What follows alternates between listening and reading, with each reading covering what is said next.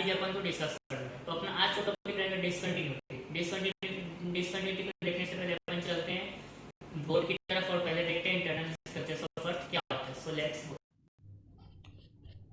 Internal structures of earth को अपन ने दो पार्ट में डिवाइड किया हुआ है। पहला तो होता है chemical division and second is mechanical division. Chemical properties के बेसिस पे इसे केमिकली 3 पार्ट्स में क्लासीफाई किया गया है। सबसे पहले आता है क्रस्ट, फिर मेंटल और लास्ट में आता है कोर। मैकेनिकल डिवीजन के अंदर इसे 4 पार्ट्स में डिवाइड किया गया है। First is lithosphere, asthenosphere, then mesosphere and last is barysphere. यहाँ पर जैसा कि आप देख रहे हैं क्रस्ट के बगल पे लिखा है ये सॉलिड, मतलब इसका ये सॉलिड स्टेट में रहता है। मेंटल काय में होता है सेमी सॉलिड में एंड कोर होता है लिक्विड स्टेट में। ये क्यों रहता है अभी मैं आपको सब चीज़ डिटेल में बताऊंगा। इसके बाद बोर्ड में पढ़ाने के बाद मैं आपको एक इमेज दिखाऊंगा जिससे कि आपको और अच्छे से समझ आएगी चीज़ें। सबसे पहले अपन देखते हैं केमिकल डिवीजन।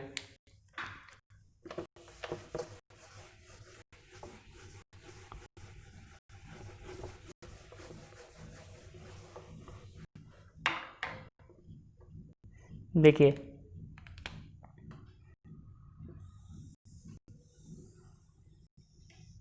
अगर ये अपने अर्थ है तो ये अर्थ की जो अपर मोस्ट लेयर रहती है, पहले तो मैं तीनों बना लेता हूँ।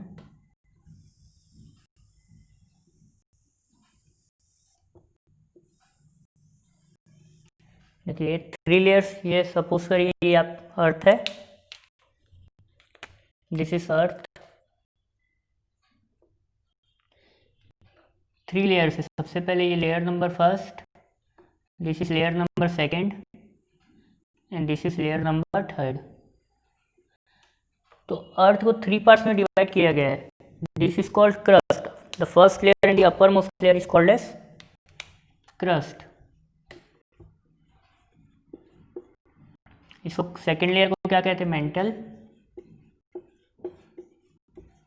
एंड लास्ट लेयर और इनर मोस्ट लेयर को क्या कहते हैं, कोर। ठीक है, तो ये क्या आपका क्रस्ट हो गया, mental and the last layer is called core. तो इसके पहले मैंने लिखा था क्रस्ट होता है सॉलिड फॉर्म में। सॉलिड फॉर्म में इसलिए होता है क्योंकि ये सबसे बाहर की लेयर है, इस पर प्रेशर नहीं पड़ रहा है, मतलब एटमॉस्फेरिक प्रेशर पड़ रहा है, ग्रेविटेशनल फोर्स लग रहा है, इस पर उतना ज़्यादा प्रेशर नहीं है। तो एक बार ये होता है क्या में आपका सॉलिड में, सॉलिड स्टेट में होता है। ये मेंटल काय में होता है सेमी सॉलिड। ये सेमी सॉलिड पे क्यों होता है, क्योंकि इस पे क्रस्ट का फोर्स लग रहा होता है। तो फोर्स लगेगा तो प्रेशर पड़ेगा, प्रेशर पड़ेगा तो क्या होगा, अगर देखिए इस पे 2-3 फैक्टर काम करते हैं। तो प्रेशर लग रहा है, दूसरा टेम्परेचर लग रहा है। यहाँ पर प्रेशर उतना बड़ा फैक्टर नहीं है लेकिन टेम्परेचर का बहुत बड़ा फैक्टर है। टेम्परेचर से होता क्या है कि जो सॉलिड पार्ट है ये पिघल के क्या हो जाता है, मतलब थोड़ा सा मेल्ट हो जाता है, सेमी सॉलिड में कन्वर्ट हो जाता है। मेंटल क्या होती है, सेमी सॉलिड होती है। और जो यहाँ पर ये जो कोर है इनर मोस्ट, इस पर इतना ज़्यादा प्रेशर रहता है, तो प्रेशर के कारण इस पर क्या होता है, टेम्परेचर यहाँ पर बहुत ज़्यादा हो जाता है। ये सबसे अंदर पे है तो इस पर बहुत ज़्यादा टेम्परेचर क्रिएट होने के कारण ये क्या हो जाता है, कोर क्या हो जाता है, लिक्विड। मतलब यहाँ पर मोल्टन स्टेट पे रहता है, यहाँ पर एक तरीके से लावा ही रहता है, आप समझ लीजिए। तो ये हो गया क्रस्ट जो कि होता है सॉलिड फॉर्म में, then mantle semi solid and core is in liquid form. तो इनकी कुछ प्रॉपर्टीज है, अपन उसे इसके बाद डिस्कस करते हैं। मैं टेबल के थ्रू आपको बताता हूँ जिससे कि और अच्छे से क्लासीफाई हो पाएगी चीज़ें। देखिए मैं टेबल बना लेता हूँ।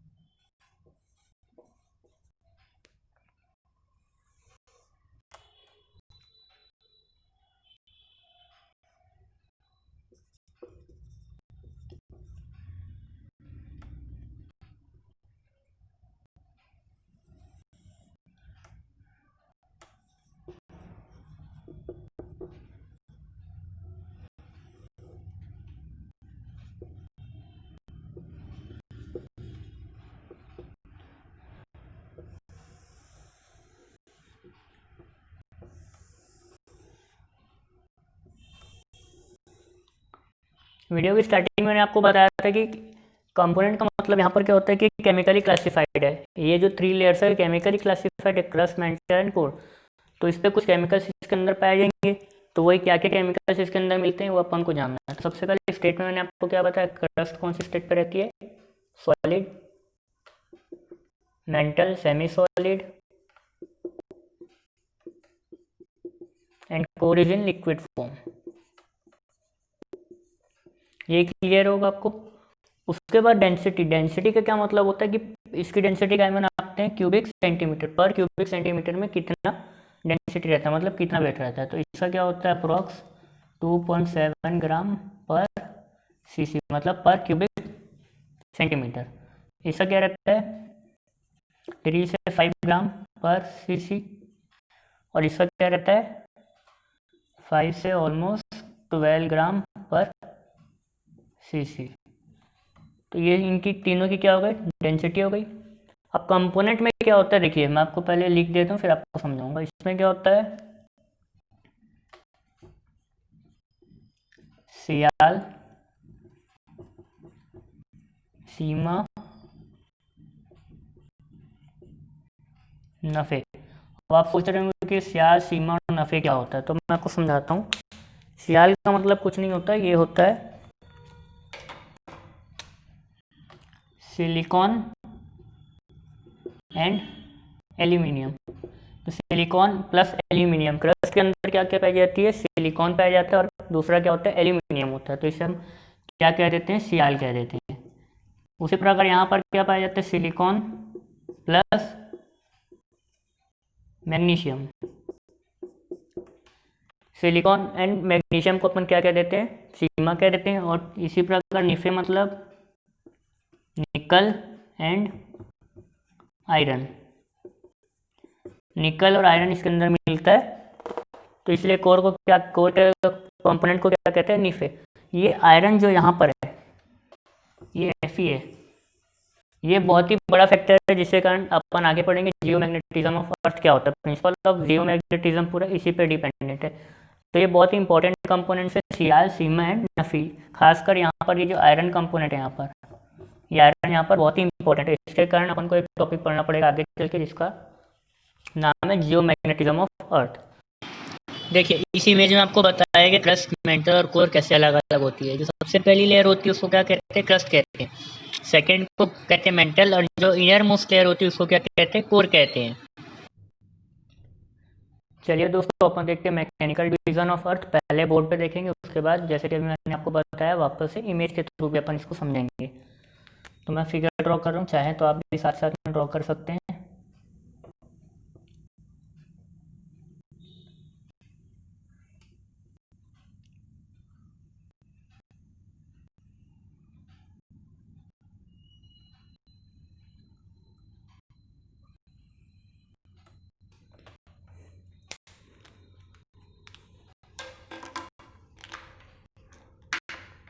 देखिए ये वाला पार्ट क्या है,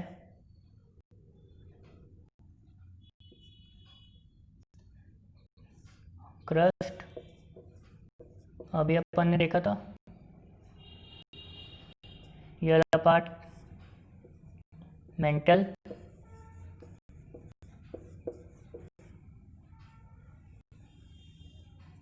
और ये वाला पार्ट क्या है, कोर। ये अभी अपन पढ़ चुके हैं।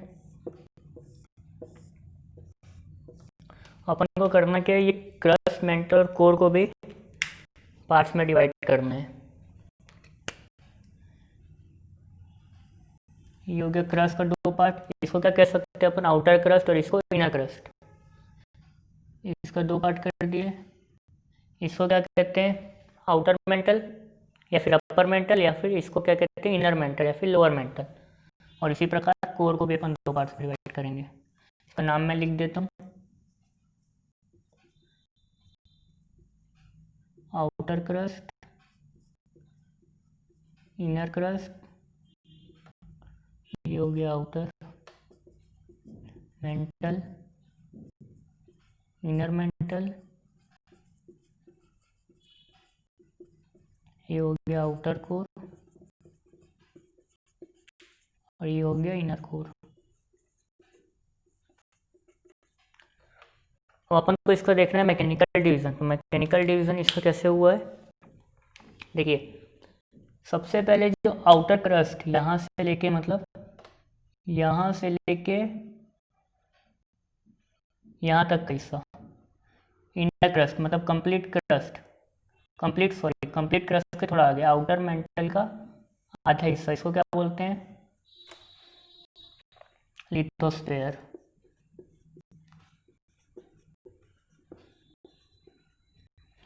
फिर आउटर मेंटल से लेके पूरा इनर मेंटल तक का एरिया, इसको क्या बोलते हैं,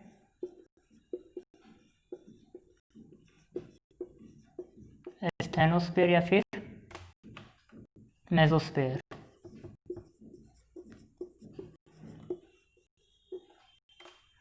और आउटर कोर मतलब कंप्लीट पूरा कोर को क्या बोलते हैं अपन, ब्रायोस्फेयर।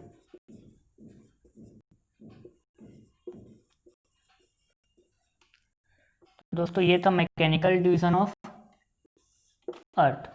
देखिए ये अपन पहले पढ़ चुके क्रस्ट, मेंटल और कोर। उसके बाद मैकेनिकल डिवीजन में अपन ने क्या पढ़ा, सबसे पहले तो मैंने क्या किया, क्रस्ट, मेंटल और कोर को मैंने दो पार्ट्स में डिवाइड कर दिया, outer core, inner core. Similarly outer mental और इनर मेंटल, उसके बाद आउटर कोर और इनर कोर। उसके बाद क्या किया, लिथोस्फेयर क्या होता है, आउटर क्रस्ट से लेके आउटर मेंटल के हाफ तक, आउटर क्रस्ट से लेके आउटर मेंटल के हाफ पार्ट तक को क्या कहते हैं अपन, लिथोस्फेयर कहते हैं। उसके बाद क्या होता है, स्टेनोस्फेयर और मेसोस्फेयर ऑलमोस्ट सेम ही होते हैं। ये क्या होता है कि आउटर मेंटल से लेके इनर मेंटल के एंड तक इतना हिस्सा को क्या कहते हैं अपन, स्टेनोस्फेयर या फिर मेसोस्फेयर। और आउटर कोर से पूरा मतलब कंप्लीट कोर को क्या कह सकते हैं अपन, ब्रायोस्फेयर। तो ये हो गया दोस्तों ड्रामेटिकली। अब चाहे तो इसको नोट्स बना सकते हैं। तो दोस्तों आज के वीडियो में बस इतना ही। Thanks for watching. अगले वीडियो में अपन कंटिन्यू करेंगे डिस्कंटिन्यूटी क्या होता है। एक्चुअली मैंने उसको शेयर कर चुका है पर 5 मिनट का छोटा सा वीडियो रह गया है, तो अगले पार्ट में अपन कंटिन्यू करेंगे। और please like, share and subscribe. Thank you.